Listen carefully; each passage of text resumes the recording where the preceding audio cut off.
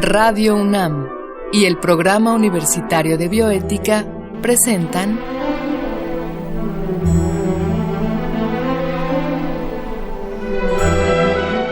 El Árbol de las Ideas. Bioética, ciencia y filosofía para la vida.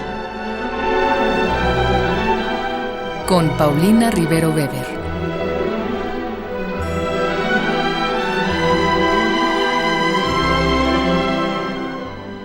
Un saludo a todos los radioescuchas. Yo soy Paulina Rivero Weber, directora del Programa Universitario de Bioética, y en esta ocasión estamos al aire para hablar de biotecnología, alimentación y proteínas. Y claro, esto desde el punto de vista de la bioética.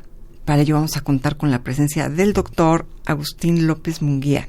De manera previa vamos a escuchar la cápsula que el Programa Universitario de Bioética y Radio UNAM han preparado para ustedes.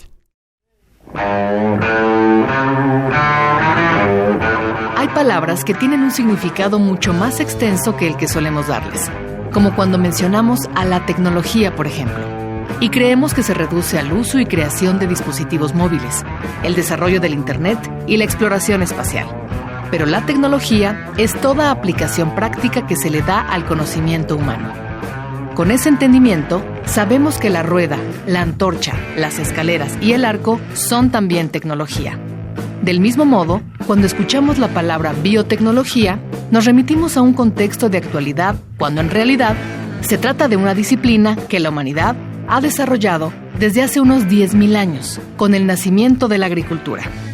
En sentido amplio, la biotecnología puede definirse como la manipulación humana de organismos vivos o de algunas de sus partes, como por ejemplo sus células, a fin de obtener algún producto o servicio.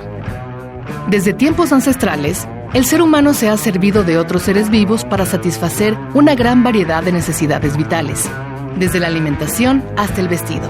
Y una muestra de ello es la domesticación.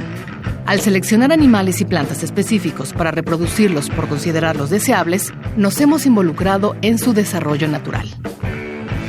Aunque desde sus inicios la biotecnología se ha vinculado estrechamente a la alimentación, hoy en día sus aplicaciones se han extendido a la medicina, la industria química y la farmacéutica. La producción de vacunas y antibióticos, así como la fabricación de insulina, son ejemplos de cómo nos hemos acostumbrado a la manipulación de la vida en nuestro provecho. Y para entender este florecimiento de la dependencia que tenemos a la biotecnología, hay que mencionar el terreno filosófico que lo sustenta.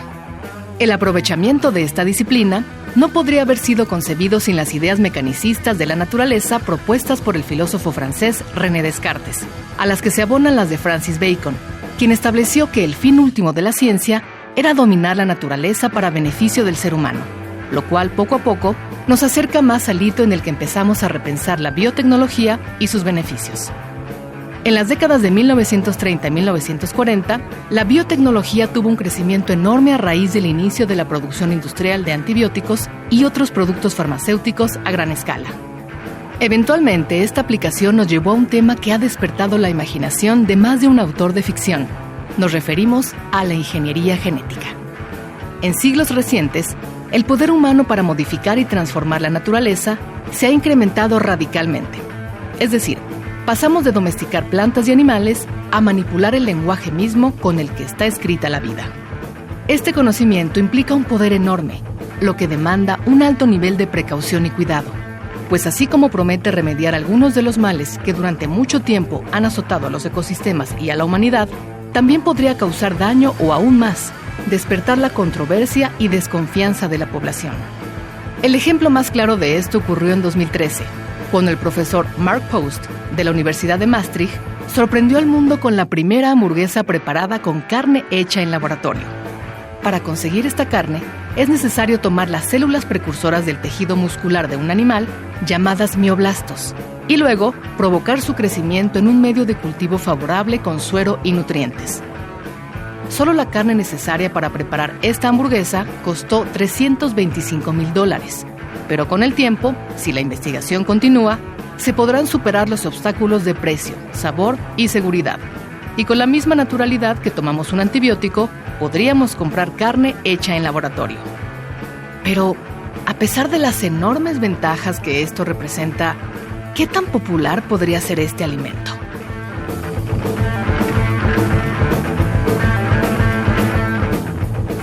Pues le decía yo que estamos acá en compañía del doctor Agustín López Munguía, quien es doctor en biotecnología por el Instituto Nacional de Ciencias Aplicadas de Toulouse, Francia, y es profesor e investigador de tiempo completo en el Instituto de Biotecnología de la UNAM. Y durante toda su carrera se ha especializado en el estudio de la biotecnología aplicada a los alimentos. Y hoy se encuentra aquí para hablarnos de esto. Agustín, gracias por estar acá. Es un placer, Paulina, gracias por invitarme. Un gran gusto que estés con nosotros. Oye, pero a ver, pues platícame, porque biotecnología y resolución de problemas alimentarios, la verdad que tendrías que como comenzar a platicarnos desde Kinder 1. ¿En qué sentido la biotecnología ha logrado resolver problemas alimentarios? Ay, pues a lo mejor aquí resulta muy a propósito la definición que es la biotecnología. Pues la biotecnología es algo tan antiguo como las civilizaciones. Es decir, una de las primeras formas en que los seres humanos aprendieron a conservar sus alimentos fue fermentándolos, y fermentándolos quiere decir aplicando microorganismos para modificarlos a formas más estables. En vez de leche, yogurt; en vez de jugos, pues bebidas alcohólicas. En general, en la fermentación los microorganismos empezaron como una forma de conservar alimentos. De hecho, hay estudios antropológicos que muestran que antes de domesticar las plantas se domesticó a la levadura. O sea, que ya se hacía pan antes de la agricultura con raíces, tubérculos. Antes de que fuéramos, digamos, antes de que dejáramos de ser nómadas, exacto, ya usábamos la técnica de la fermentación. Ya los microorganismos estaban trabajando para nosotros. ¡Qué barbaridad! Y luego echamos un brinco de muchos siglos para llegar a Louis Pasteur, que pues pone de manifiesto que son los microorganismos los responsables de todos estos procesos. Claro. Pero ya estamos hablando del siglo XIX. El siglo pasado, pues conoce todo un desarrollo de biotecnología que llamamos industrial, que permite producir pues muchísimos compuestos que son fundamentales para la salud, vitaminas, aminoácidos, del lado farmacéutico, vacunas, antibióticos. Claro. Y este siglo, pues es el siglo de la biotecnología moderna, donde el conocimiento del funcionamiento de los genes de toda célula, pues ha permitido descubrimientos primero y aplicaciones maravillosas que, pues, todavía nos estamos sorprendidos. Tú tuviste un programa hace un par de semanas sobre la microbiota intestinal y pues ese es un gran descubrimiento de la biotecnología moderna. Pero bueno, ese es un lado de la biotecnología. Uh-huh. La otra, pues, ha sido la posibilidad de, crecer. Esta fue una opción del siglo pasado, digamos, de los años 70, 80, en la que se proponía producir bacterias como fuente de proteína con un fin muy concreto: evitar que la proteína vegetal, la soya fundamentalmente, el maíz, el sorgo, se destinara a la producción de carne, y que en su lugar se utilizara proteína que podríamos producir a partir de bacterias.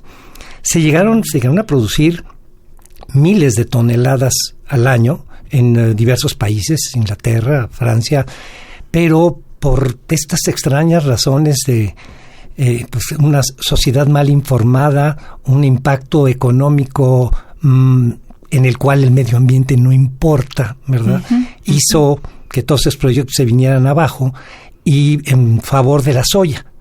Parte de la razón por la cual hoy la soya se siembra de una manera brutal en América Latina, pues tiene que ver con que se destina para la producción animal. Claro. Entonces eso claro, distorsiona nuestro sistema alimentario y nuestro sistema agrícola. Y nuestro sistema ecológico. Y nuestro sistema alimentario y todo. Porque todo, claro. se ha visto que a veces ya en lugar de talar, optan por quemar selva o bosque, y ya una vez quemado, pues pueden sembrar monocultivos, ¿no? Exacto. Bueno, una de las sospechas, los problemas que está habiendo en la Amazonía, pues tiene que ver con que los productores de carne están incorporando más suelo al crecimiento claro, de ganado. Y la producción de ganado, pues ya está reconocido por y troyanos, que es uno de los principales problemas asociados con el calentamiento global, con daño al medio ambiente. Tú escribiste algo sobre eso, yo me acuerdo que lo leí, me impresionó mucho porque tú escribías sobre el gas metano, ¿no? Cómo la industria vacuna, con este complejísimo sistema digestivo de las vacas, produce una cantidad de gas metano absurda.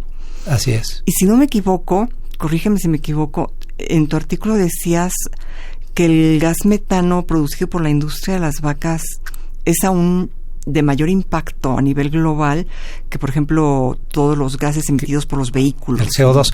Sí, el dato es el siguiente. El metano es un gas con una capacidad de captación de la radiación 25 veces más potente que el CO2. Entonces, no es que sea el de las vacas, es que las vacas son uno de los principales productores de metano, y es mucho más dañino al medio ambiente que el CO2, aunque cualquier ambientalista me corregiría y me diría, sí, pero el metano es de menor tiempo de vida, o sea, se degrada en no sé, 15, 20 años, a diferencia del CO2 que pues aquí lo tenemos todavía en la atmósfera. Sin embargo, pues es uno de los objetivos de muchos procesos sustentables, es reducir las emisiones, desde luego, tanto de CO2, pero principalmente de metano. Y las vacas son, o sea, el 15, 18% de la contaminación, del daño ambiental, se ubica ahí, justamente en las vacas.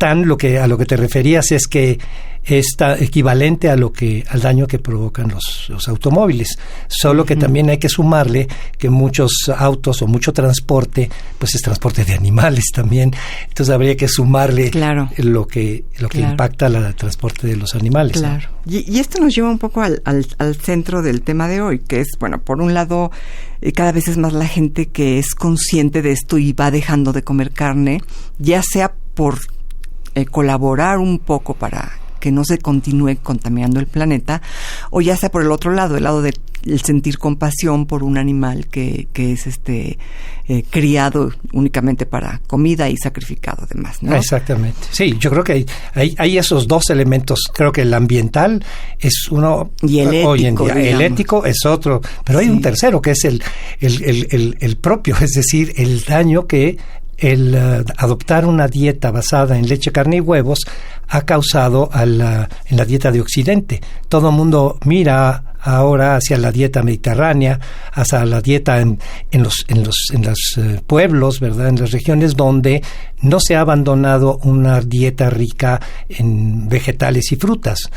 Y en ese sentido, la gastritis, todos los problemas de síndrome de intestino inflamado, está estrechamente relacionado con una dieta baja en fibra. Baja en fibra. Y la característica justamente de la carne, la leche, los huevos, que nos decían, o me decían a mí por lo menos en mi infancia, eso es lo que tienes que comer, pues resulta que no. No, porque el daño que se genera a nuestra microbiota intestinal cuando no tenemos fibra es brutal, y de ahí las consecuencias de que hoy en día el cáncer de colon, los intestinos inflamados, sea el mal de la sociedad occidental. Sí, cada vez más, hay más medicamentos, ¿no?, para tratar de combatir todos estos síndromes intestinales, ¿no? Que hay más gente con molestia, pero yo no sabía que tuvieran relación tan inmediata con la fibra. Claro, porque es la fibra y los productos que da su degradación son el alimento fundamental de los microorganismos benéficos. Es decir, ¿por qué decimos que una microbiota es sana? Pues porque tiene un porcentaje de microorganismos que colaboran con nosotros en todas las funciones. No hay aspecto de la fisiología humana en el que no esté relacionada la microbiota, incluidas nuestras emociones. Sí, el humor, el bienestar emocional tiene que ver con una microbiota intestinal adecuada. Bueno, al grado de que ya puedes encontrar en la farmacia Lactobacillus reuteri que te dicen ayuda en el tratamiento de la depresión, por citar un ejemplo, ¿no? Entonces, es una relación verdaderamente estrecha. Ahora imagínate que no les estamos dando a estos microorganismos benéficos sino azúcar, para empezar. O sea, antes que la carne habría que señalar también al azúcar, que es lo peor, que a mí me duele cuando dices que es un veneno, porque pues siempre ha sido está asociado a lo dulce, a las emociones gratas de la vida, pero hemos abusado de tal manera del azúcar que hoy en día pues se ha vuelto pues algo que ya podemos considerarlo como un veneno en nuestra dieta. Pero seguido del veneno, del azúcar, no muy lejos está la carne. Y el exceso, desde luego. Siempre en alimentación hay que ser muy cuidadosos de no condenar a nadie, porque acabaríamos condenando a todos. Todo alimento es un tóxico potencial. Pero la carne en exceso, como sucede en la sociedad occidental, se come todos los días carne, eso es lo que está asociado con el problema. De la falta de un alimento sano para la microbiota benéfica intestinal. Qué barbaridad, pero regreso a esto que decías. Es lo que nos obligaban a comer nuestros padres, ¿no? O sea, venimos de una generación, al menos la gente de nuestra edad, en que forzosamente tenías que masticar el bocado de carne aunque se te hiciera una sola de zapato en la boca, ¿no? Claro. Y tragarlo, ¿no? Y yo me acuerdo que me decía, no importa que no te comas las verduras, por lo menos cómete la carne, ¿no? Pensando en que por el hecho de que la proteína, en efecto, eso es un hecho contundente, la proteína de la carne es muy rica en los aminoácidos esenciales. Es decir, una proteína es buena o es mala porque tiene suficientes componentes que nosotros no podemos sintetizar, suficientes aminoácidos que no podemos sintetizar. O sea, si nos alimentamos de gelatina, pues nos va a ir mal. En cambio, la proteína animal es muy rica en estos aminoácidos esenciales. Pero lo es también la proteína vegetal. La gran diferencia es que hay que combinarla. Lo que todo nutriólogo, hay que combinar una oleaginosa con un cereal, como hicieron nuestros antepasados con el frijol y el maíz, para tener los aminoácidos suficientes, como los tiene la carne, para una dieta, digamos, completa en términos de los aminoácidos de las proteínas. Pero entonces es un mito que nuestro organismo forzosamente requiere proteína animal. No, definitivamente. Sí, no, yo creo que químico lo puedes... te lo aseguro. Ahora, lo que sucede es que hay otros nutrimentos además de la proteína. Pero digo, las grandes civilizaciones, y lo dijo de una manera muy bonita Vasconcelos, las grandes civilizaciones, las civilizaciones como la griega, se basaron en el trigo y en, pues, no sé qué oleaginosa, el garbanzo, y dieron poetas como Homero, Horacio. Los chinos generaron a Confucio de una civilización basada en el arroz y la soya, y nosotros tuvimos a Nezahualcóyotl a partir de una dieta basada en el maíz y el frijol. Entonces, esta riqueza es parte de los que hemos perdido al abandonar los cereales en general y las oleaginosas, y en general todas estas verduras que enriquecen la dieta pues, prácticamente en todo el mundo, en todas las civilizaciones. Claro. Ahora, en ese sentido, ¿qué tan válido sería o qué tan necesario resultaría, digamos, crear carne de laboratorio, ¿no? Todavía no hay como un nombre muy exacto para este tipo de carne. Pero a ver, antes de que nos digas qué tan necesario, válido o viable es, platícanos un poco cómo está esto, ¿no? De crear carne en laboratorio. ¿Es un sueño a futuro? ¿Está sucediendo ya? ¿En qué vamos? Bueno, yo creo que esto podría analizarse a partir de diferentes vertientes. Una es que la biotecnología lo que aprendió a hacer es a cultivar células. Entonces aprendimos a cultivar, empezando por Penicillium crisógenum para producir penicilina. Claro. Producimos levadura para la panificación. Todo eso empezó a hacerse a nivel industrial. Aprendimos a cultivar células vegetales apenas ya en la segunda mitad del siglo pasado.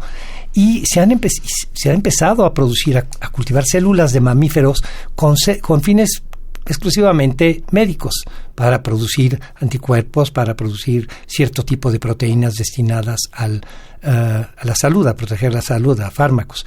Pero pues a este grupo que empezó y que tuvo su primera, digamos, presentación ante el público apenas hace 6 años, en 2013, en la Universidad de Maastricht, dijeron, pues también podemos cultivar células animales, podemos diferenciar células madre de una vaca para producir un filete, así dicho de una manera muy cruda. Es algo muy complejo porque pues tienes que ir diferenciando, como sucede en el organismo, ir diferenciando estas células hasta convertirlas en una célula muscular, en fibra muscular. Claro. Esto es lo que ha empezado a hacerse y esto es lo que se presentó, como te digo, hace apenas 6 años, de una manera muy chusca, si tú quieres, porque pues se hizo una hamburguesa. Se presentó esta hamburguesa con un costo pues de cientos de miles de dólares, algo así como inviable. Sí, cerca de $500,000 la hamburguesa. ¿Por qué? Pues porque justamente crecer y producir estas células requiere de sustancias, de factores de crecimiento, de proteínas muy especiales que solo hay en el suero, de bovino, en fin, la idea era muy buena, pero pues había un costo enorme asociado a la producción. Pero pues la biotecnología tiene una cantidad de herramientas y de posibilidades que hace que en este lapso pues ya existan cerca de 20 compañías en todo el mundo y hayan logrado reducir los costos de producción. Pues yo no sé si sea cierto, pero lo último que leí es que ya estaban en cerca de $100 el kilo de proteína producida, cultivada. Tú decías, hay varios nombres. En un artículo que publicamos en la revista Como Ves, pues yo decidí titularlo carne cultivada, pero hay quien habla de carne artesanal, carne... ¿cuál es el otro término que utilizan? ¿No? Carne in vitro, sí, eso suena más como a carne sintética, pero también así le llaman. Pero esto que me dices, o sea, ¿ya se están vendiendo kilos de carne? No.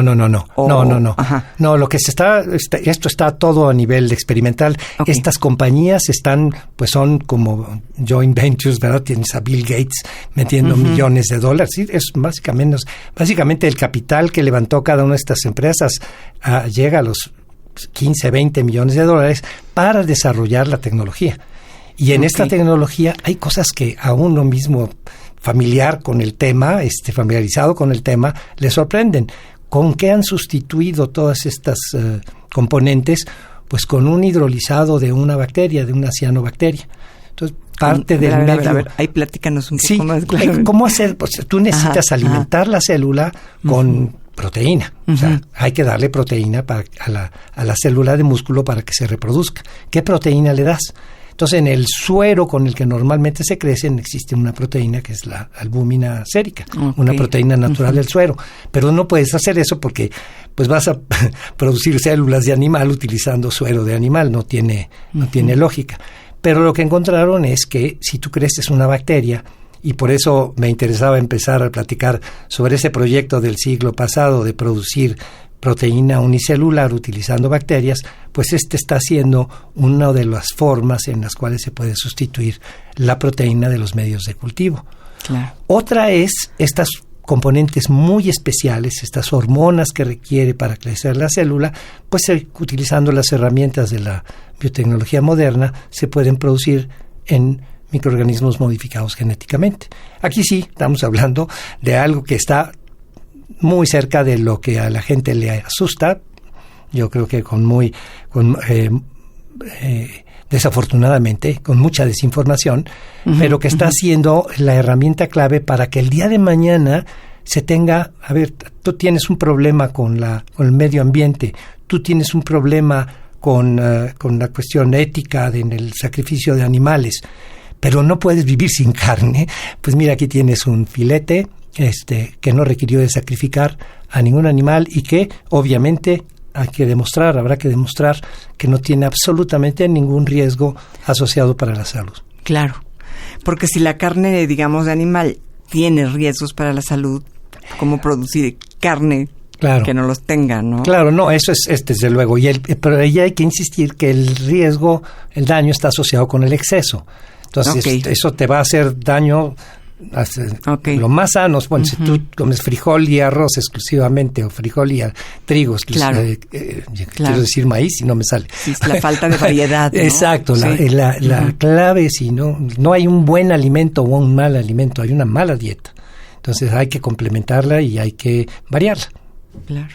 Pero bueno, si te entendí bien, no es viable todavía la carne de laboratorio, ¿no? Yo creo que se está acercando a la viabilidad, pero creo que faltan 2 elementos que van a ser clave.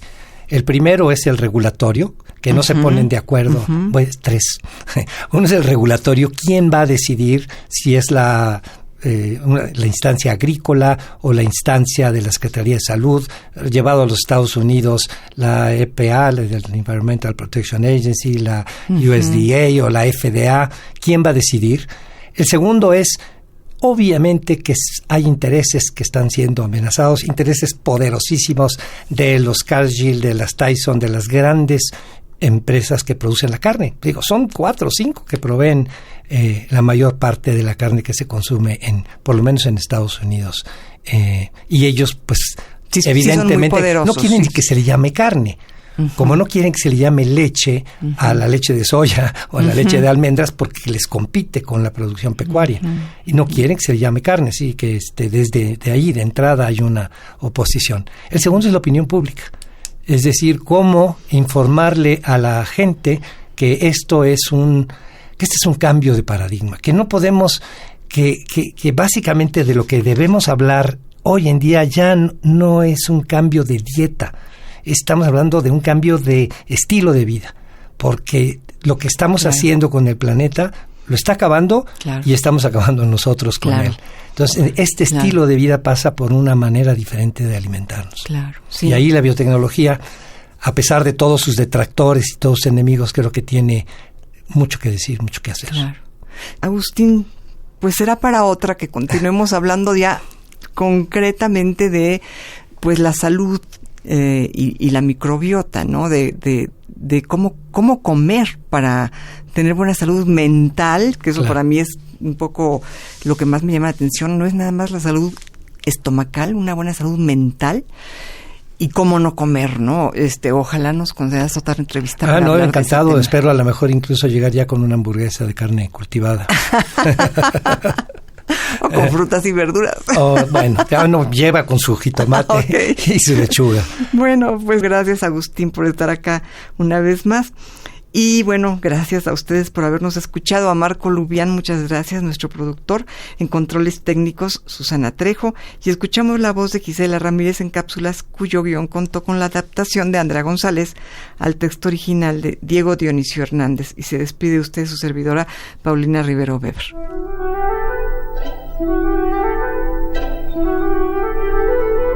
Radio UNAM y el Programa Universitario de Bioética presentaron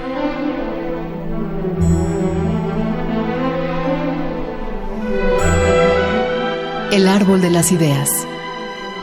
Bioética, ciencia y filosofía para la vida. Con Paulina Rivero Weber.